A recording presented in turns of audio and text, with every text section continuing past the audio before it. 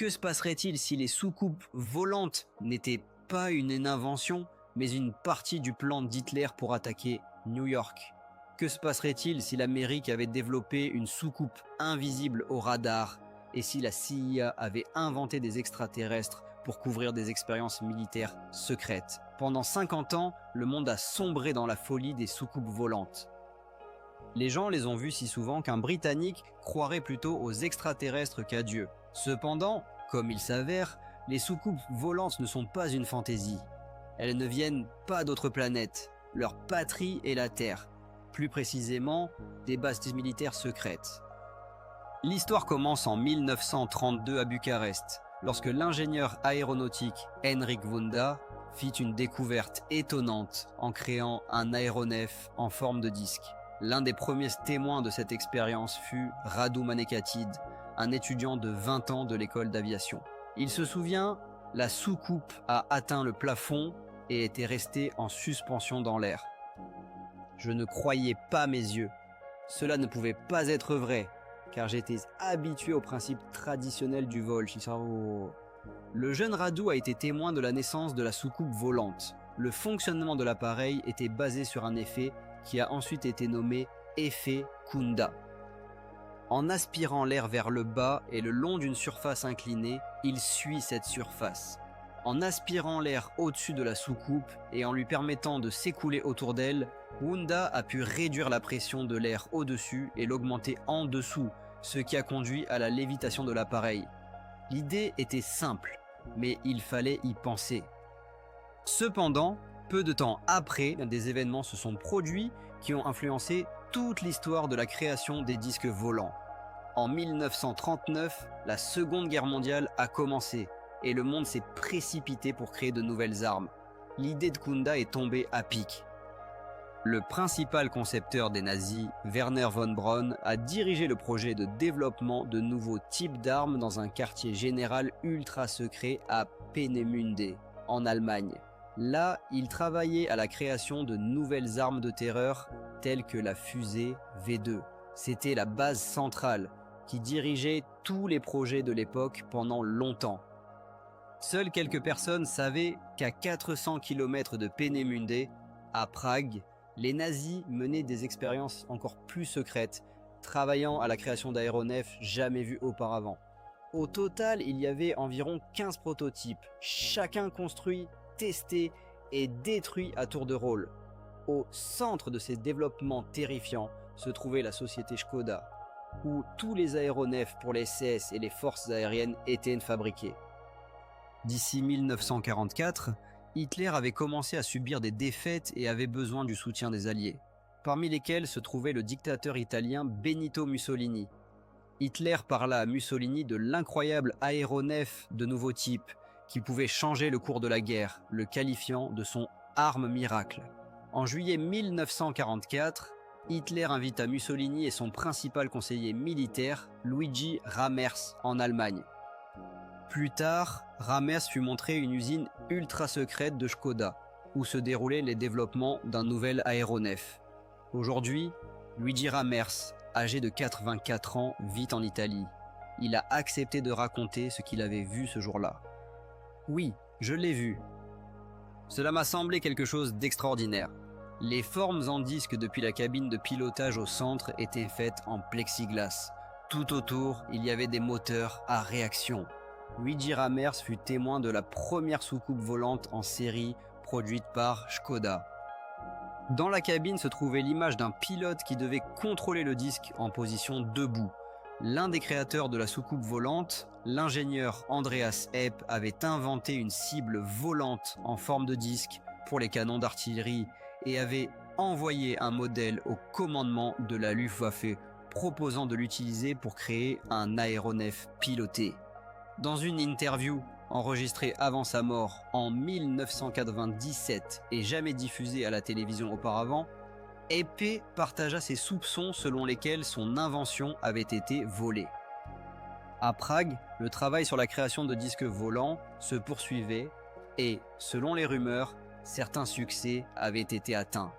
Ed, en colère que ses idées aient été appropriées, décida de visiter le terrain d'essai pour découvrir ce qui se passait. Il emporta avec lui un appareil photo. Soudain, un disque volant, sans aile, apparut dans le ciel. Ed réussit à prendre une photo et alors qu'il traduisait le cadre, l'appareil se retrouva juste au-dessus de sa tête. S'assurant que cette machine avait été construite selon ses plans, il prit une deuxième photo. À ce moment-là, il fut envahi par l'indignation à l'idée que ses créations avaient été volées. Bien qu'il récupère plus tard son statut d'inventeur, les discolettes restaient pour l'instant entre les mains des nazis. La soucoupe volante allemande, comme il s'est avéré, volait plutôt bien. Son principe de base était l'effet Coanda, qui créait une zone de basse pression au-dessus du vaisseau, le tirant littéralement vers le haut. De plus, elle combinait d'autres technologies de pointe, telles qu'un schéma d'hélicoptère et un moteur à réaction. Cette machine était rapide, polyvalente et pouvait transporter une charge significative de bombes. Cependant, probablement la qualité la plus précieuse de cet appareil pour un pays ayant perdu de nombreuses pistes d'atterrissage en raison des bombardements des Alliés était le décollage vertical. Les disques décollaient selon le principe de l'hélicoptère, ayant des pales rotatives situées sous le fuselage de l'appareil, qui était entraîné par les mêmes moteurs à réaction qui le propulsaient en avant. Il était prévu d'utiliser ces appareils pour des frappes aériennes.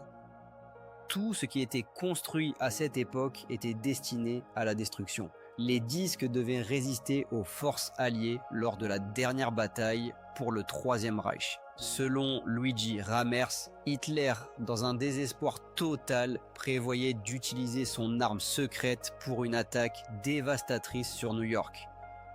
Un jour, il a déclaré « Que Dieu me pardonne pour les 5 dernières minutes de la guerre ».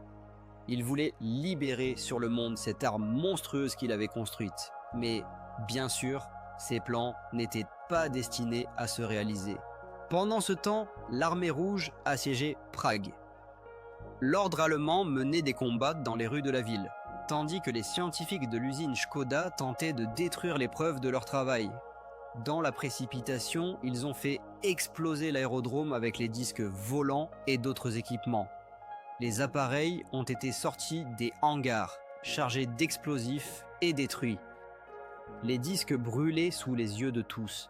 À ce moment-là, un témoin a remarqué 9 objets volant dans le ciel à des vitesses incroyables. Il a comparé leur manière de se déplacer à celle des disques sautant sur l'eau. Cette étrange comparaison s'est ancrée et ils ont commencé à être appelés disques volants. Ce moment a marqué le début de l'ère des disques volants, suscitant un intérêt sans précédent du public, qui était en réalité né de la paranoïa. Le renseignement de l'armée de l'air était préoccupé par l'idée que cela pouvait être des avions espions soviétiques. La guerre froide commençait. À Rostock et à l'ouest, des démonstrations publiques de force étaient organisées, exhibant les derniers modèles d'armement. Cependant, une autre guerre secrète était également menée pour s'approprier les avancées scientifiques et les scientifiques nazis. Quiconque obtenait ces technologies héritées de la Seconde Guerre mondiale prendrait une avance considérable dans le progrès militaire et de la technique. Une lutte pour les technologies créées par les nazis a commencé entre les pays et les alliés de la Russie, de la France et du Royaume-Uni. C'est pourquoi le gouvernement des États-Unis était si préoccupé par l'apparition des appareils volants que le pilote américain Kenneth Arnold avait vu dans le ciel. Un document secret des archives du FBI indiquait que cela prouvait que la Russie avait obtenu la technologie allemande, y compris la production de disques volants et même leur construction. Les technologies allemandes ont tellement devancé les américaines que les Américains en sont arrivés à la conclusion. Si les Russes ont réussi à obtenir des scientifiques ou des plans de cette arme secrète, cela signifie qu'ils sont désormais en avance. Et, comme il s'est avéré, les Américains avaient raison. Les Russes construisaient effectivement des soucoupes volantes. Andreas Hepp, ingénieur d'Allemagne, connu pour sa contribution à la création du disque volant, a poursuivi son travail immédiatement après la guerre au sein de l'Union soviétique. Il a déménagé à Rostock, où des agents soviétiques, informés de ses talents, lui ont proposé un emploi. EPP, resté longtemps dans l'ombre, était heureux d'être reconnu comme un spécialiste précieux. En Union soviétique, il s'est concentré sur le système de contrôle pour la soucoupe volante soviétique, travaillant pour que l'appareil obéisse aux commandes. Selon EP, l'appareil volant créé par les Russes était incroyablement maniable et conçu pour voler dans diverses conditions, ce qui était nécessaire compte tenu de la présence d'un moteur à réaction. De plus, il était requis que la soucoupe puisse voler dans des conditions polaires, car le chemin le plus court vers l'Amérique du Nord passait au-dessus du pôle Nord. L'Amérique, frappée de paranoïa, ne pouvait ignorer ce fait.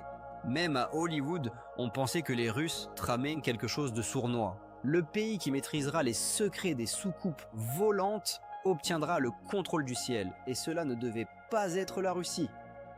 De nombreuses soucoupes ont été aperçues dans le nord-ouest des États-Unis, en particulier près des usines Boeing à Seattle, où des bombardiers américains étaient construits, ainsi qu'à la laboratoire nucléaire de Hanford dans l'État de Washington, où du plutonium était produit pour des bombes nucléaires. Ces observations se produisaient au-dessus de tous les sites stratégiques des États-Unis, et cette région était la plus proche du territoire de l'Union soviétique, où l'on s'attendait à l'apparition d'avions de reconnaissance. Les soucoupes ont commencé à apparaître partout, et aucune grande ville ou plateau de tournage ne pouvait échapper à leur présence. En réponse aux rumeurs croissantes sur les soucoupes volantes, le gouvernement a élaboré un plan pour les démentir. La première partie consistait à ce qu'un haut responsable militaire démente complètement l'existence des soucoupes. Parallèlement, il était prévu de lancer des rumeurs selon lesquelles les soucoupes étaient venues sur Terre depuis l'espace. Un moment important dans cette histoire s'est produit lors d'une conférence de presse au Pentagone en juillet 1952, tenue par le général-major John Samford, chef du renseignement de l'US Air Force.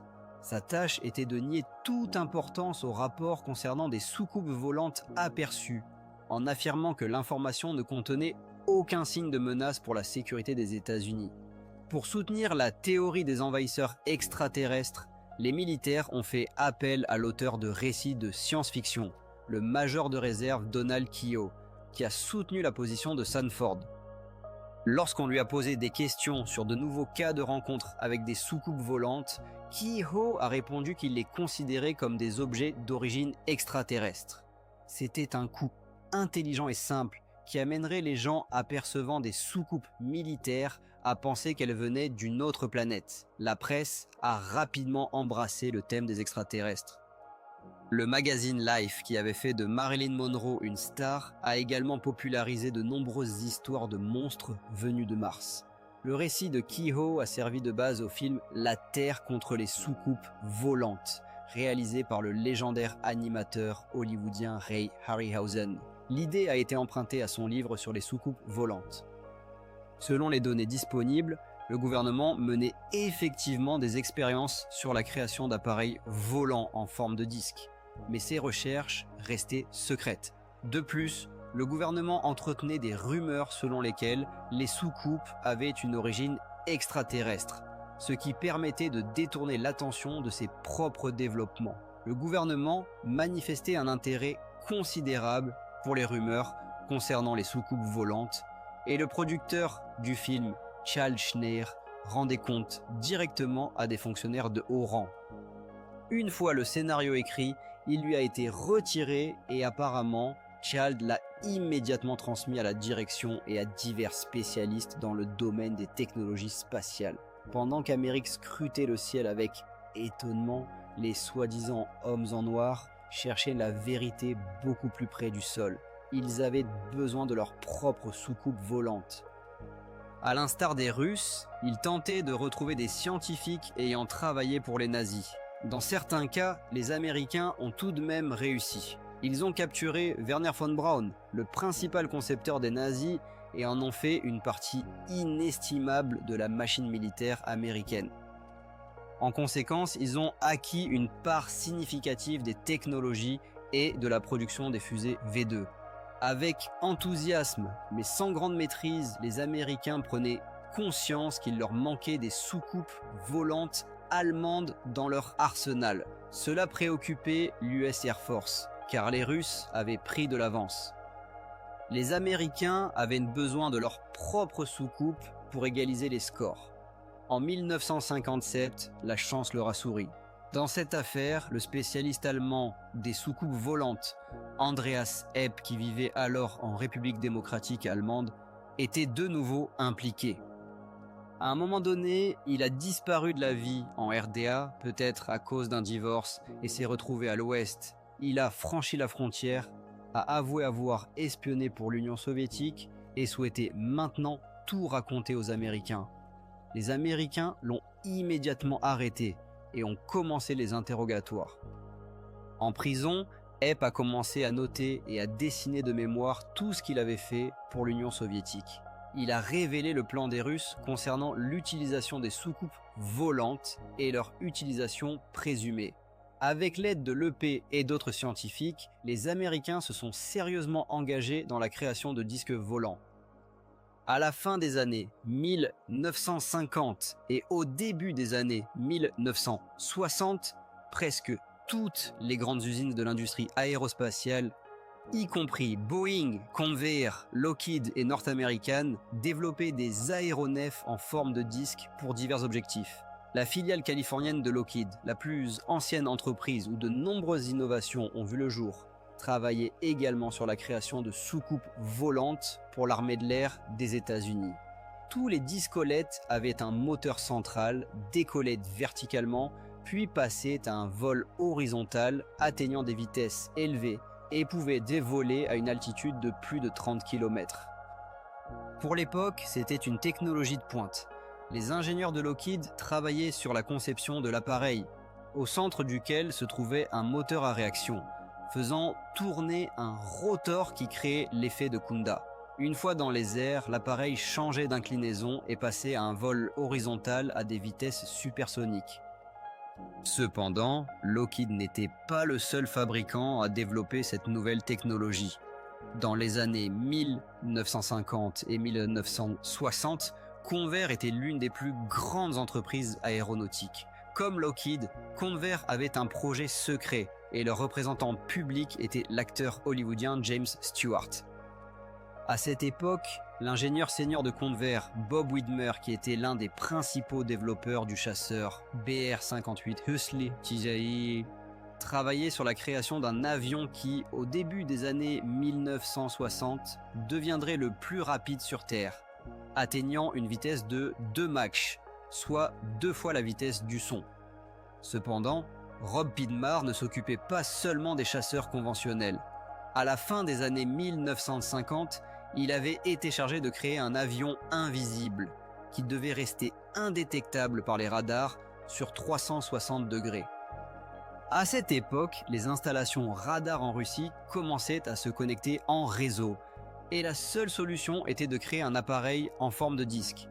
Le radar renvoie des signaux tandis qu'un objet en forme de disque ou soucoupe volante renvoie des impulsions dispersées et incompréhensibles. Les perspectives de création d'avions invisibles au radar ont suscité d'énormes émois dans les hautes sphères militaires. Un jour, des personnes mystérieuses sont venues voir Bob. Il se souvient, quand ils sont venus me voir pour la première fois, je ne savais même pas qui ils étaient. Personne ne m'a dit qu'ils venaient de la CIA. Voici nos jetons. On m'a fait membre du club. Je ne savais pas qu'ils venaient de la CIA. Il est rapidement devenu clair que le projet était terriblement secret. En réalité, la CIA agissait beaucoup plus discrètement que d'habitude, car elle luttait non seulement contre les ennemis de l'État, mais aussi contre des unités secrètes de la BBC des États-Unis pour le droit de créer des avions espions. Bob, à sa contre-cœur, acceptait de participer au projet de création d'un véhicule aérien en forme de disque, invisible au radar. Je ne voudrais jamais accepter cela à nouveau. Vivre dans une telle atmosphère, jamais. Je ne pouvais communiquer avec personne, sauf un cercle restreint de personnes dans des lieux établis. Le projet était si classé que personne ne devait connaître son existence. C'était ce qu'on appelait un projet noir, dont l'existence était complètement niée. Je vivais dans une obscurité absolue. Le projet de Bob n'a jamais été déclassifié. tous ces enregistrements et dessins ont été saisis. Eh bien, c'est une fin appropriée pour notre histoire. Ou ce n'est pas encore la fin. Pendant que la CIA maintenait Bob et son projet dans l'obscurité totale, un autre aéronef est apparu au grand jour. En 1961, le monde a été présenté à la première, selon ses créateurs, véritable soucoupe volante. Elle a été inventée par John Frost. L'armée des États-Unis avait besoin d'un appareil capable de voler près du sol en franchissant des barrages routiers et des rivières. Cependant, des problèmes sérieux sont survenus avec l'aérocar, comme s'en souvient un des ingénieurs de la soufflerie. Nous avons testé l'aérocar dans la soufflerie, mais il s'est avéré très instable. Si vous lancez un couvercle de casserole sur le sol, poigné vers le bas, il va rouler sur place. C'est exactement comme cela que se comportait l'Avrocar. En réalité, lorsque l'Avrocar a été présenté au public, le projet avait déjà été abandonné depuis longtemps. L'Avrocar n'était pas du tout une soucoupe volante. C'était le premier appareil à coussin d'air. Il n'était qu'un sous-produit d'un autre projet, beaucoup plus secret et ambitieux, qui avait un lien direct avec les soucoupes volantes. John Frost travaillait sur la création d'une énorme soucoupe volante supersonique à moteur à réaction sous le nom de code projet UAI-2 ou système d'armement 606A. Il était attendu que le nouvel aéronef fasse considérablement progresser l'aviation à l'ère des vols en disque. Des technologies allemandes étaient mises en œuvre ici. Frost était au courant des développements militaires des Allemands dans le domaine de la création de disques volants qui peut-être étaient à la base de tous les aéronefs observés à différents endroits de la planète. Presque simultanément, la CIA avait commencé à financer des travaux de recherche sur la conception d'une soucoupe volante qu'ils souhaitaient construire. Les militaires étaient enthousiasmés par l'idée proposée par Frost. Selon le projet, les caractéristiques techniques de la soucoupe volante lui permettaient de voler plus haut et plus vite que tout aéronef ou système d'armement. Les documents de la CIA ne précisaient pas clairement la signification de l'appareil, mais mentionnaient son utilisation possible en tant que machine de reconnaissance de combat.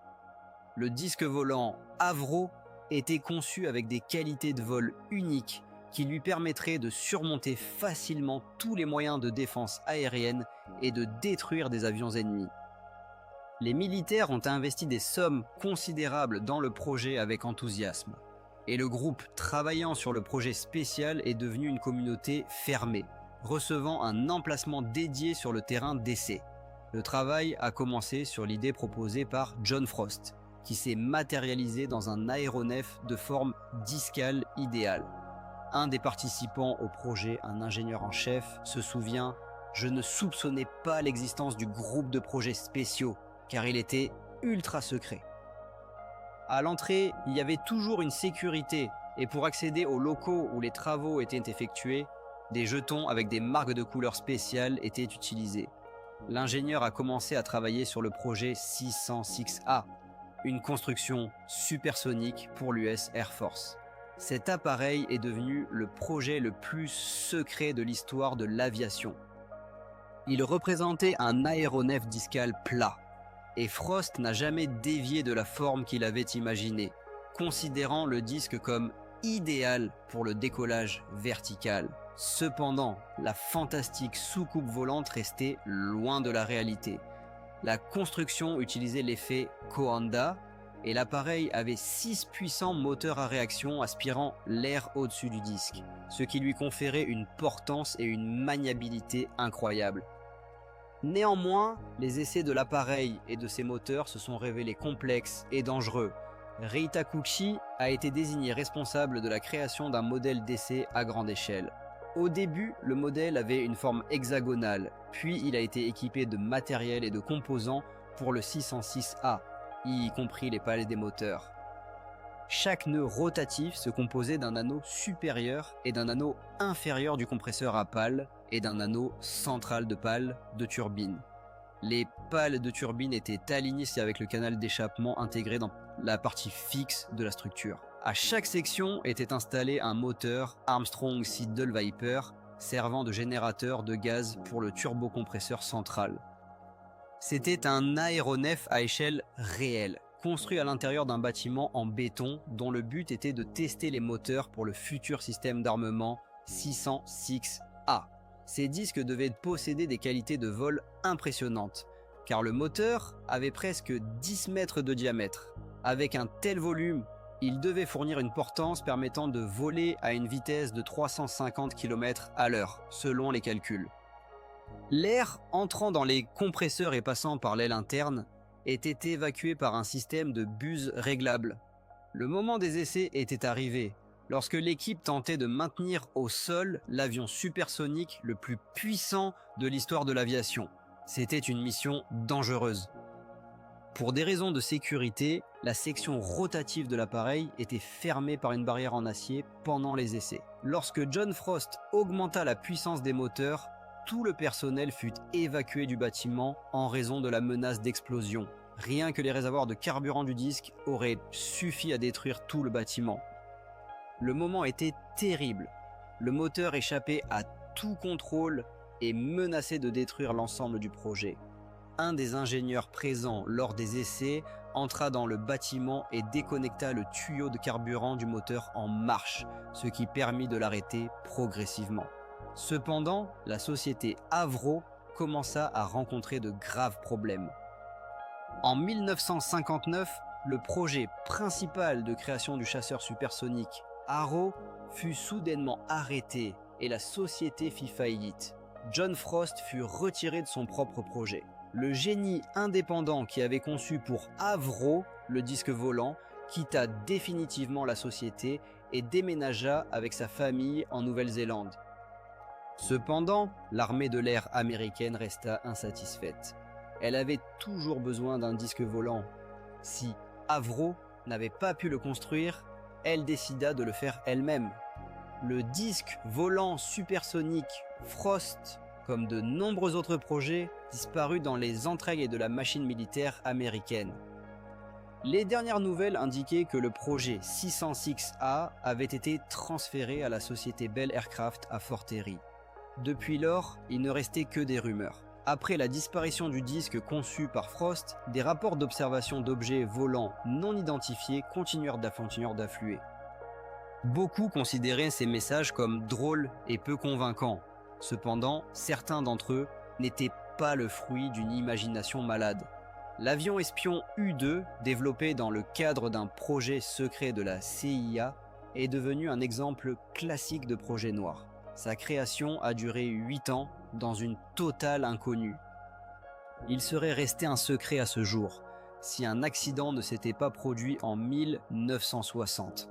Le pilote de l'U-2, Gary Powers, a été abattu au-dessus de la Russie et a passé 2 ans en captivité avant d'être échangé contre un espion russe.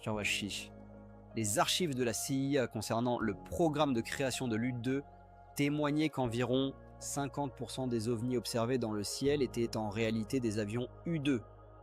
Ces avions volaient à une altitude dépassant celle à laquelle, selon beaucoup, un avion ordinaire pouvait s'élever. Il n'est donc pas surprenant que les observations de ces objets suscitaient étonnement et peur. L'échec du projet U-2 a prouvé au moins une chose. Les extraterrestres d'autres planètes étaient un excellent camouflage tant que votre avion secret ne s'écrasait pas ou ne tombait pas entre les mains de l'ennemi.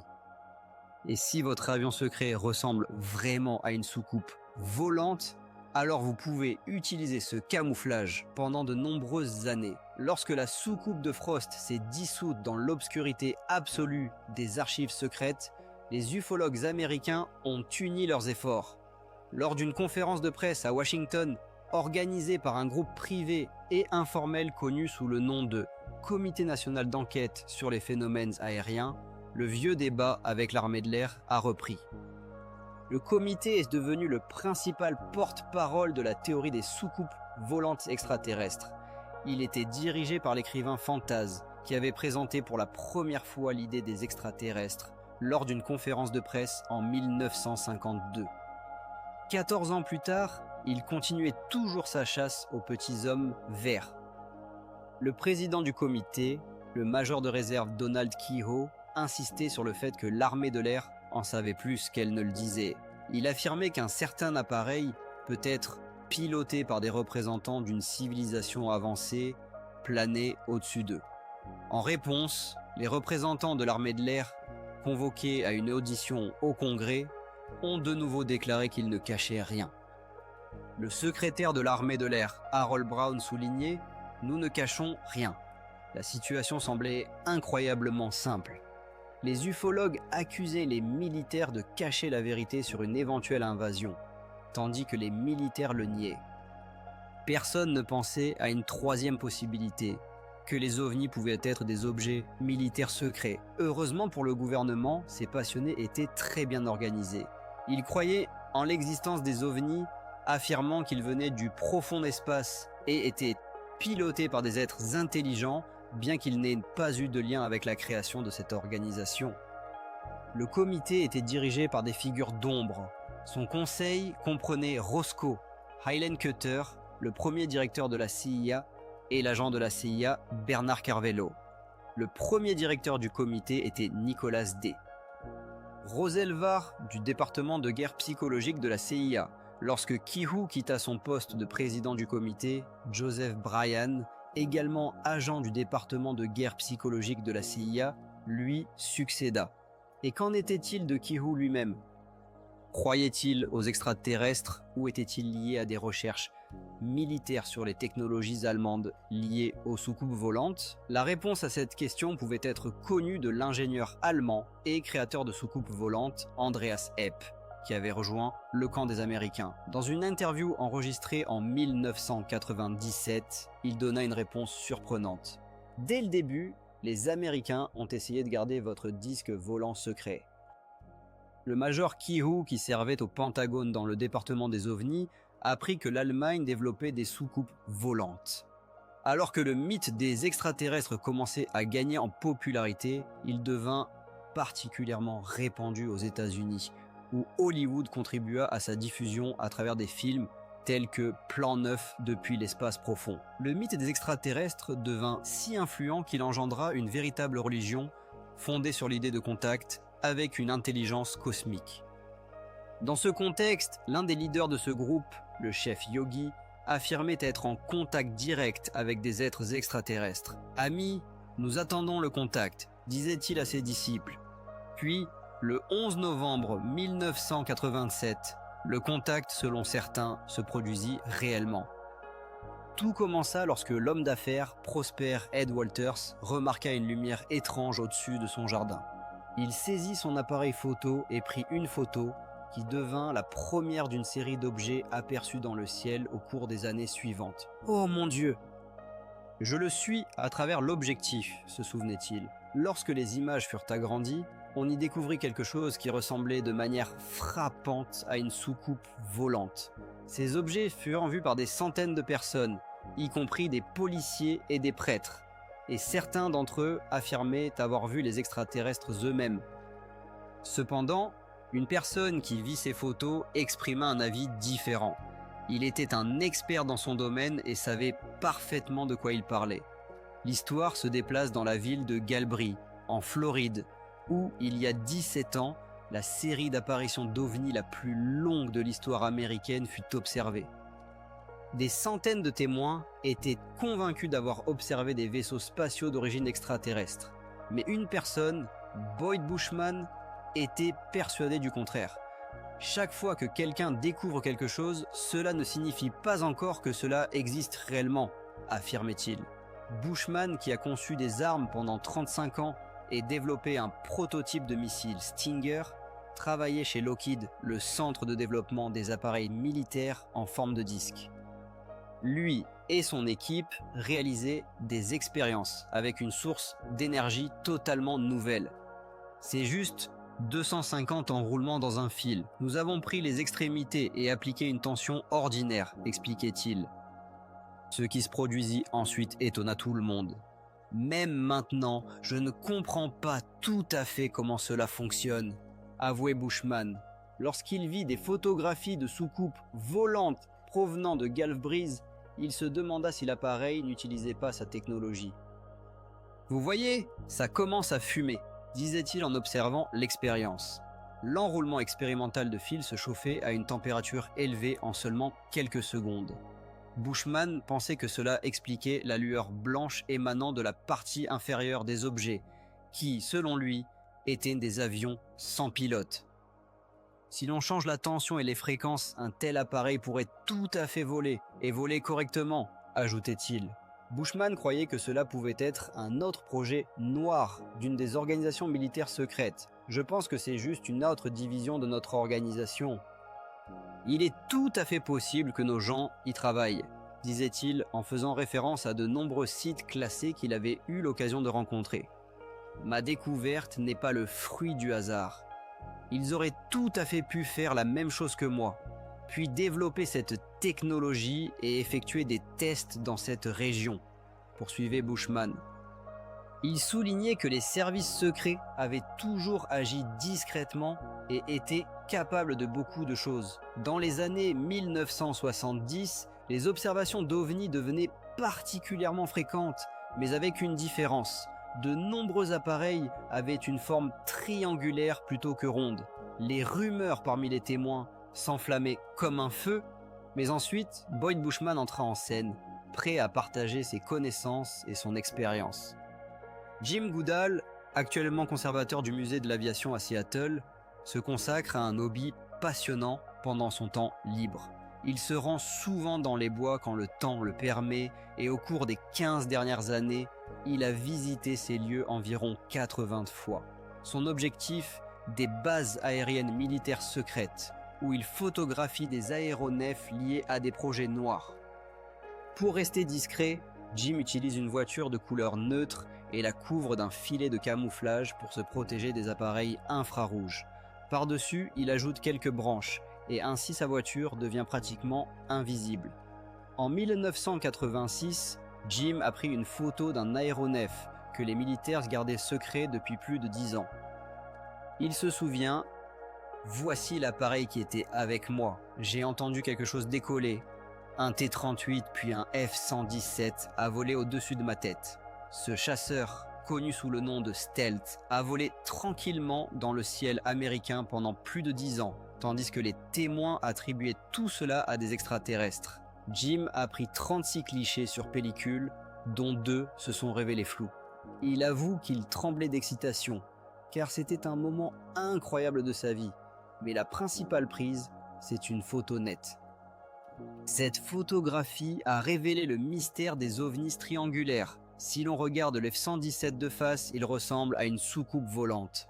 Si tu ne sais pas ce que c'est, mais qu'il se déplace dans les airs, cela devient automatiquement un objet volant non identifié. Bien que les observations d'ovnis triangulaires aient cessé, les soucoupes volantes rondes continuaient de stimuler l'imagination des témoins. Il y a seulement un mois, les forces aériennes mexicaines ont publié des images prises par des pilotes utilisant une caméra infrarouge.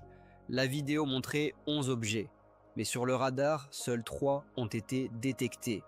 La question de savoir si de véritables extraterrestres sont arrivés ou si ces soucoupes volantes étaient liées à des unités secrètes américaines reste ouverte. Jim se souvient de son bon ami Ben Rich qui a remplacé Kelly Johnson chez Lockheed Skunk Works. 10 jours avant sa mort, Ben lui a dit « Jim, il y a quelque chose dans le désert que tu ne peux pas imaginer. » Environ 450 personnes travaillaient chez Lockheed Skunk Works. Que faisait-il là-bas ces 20 dernières années? Il construisait clairement quelque chose, réfléchit Jim. À ce moment-là, il se tourne vers son fils. « Papa, as-tu vu quelque chose là-bas ?» À quoi son fils répond « Fiston, arrête avec ces histoires de soucoupes volantes.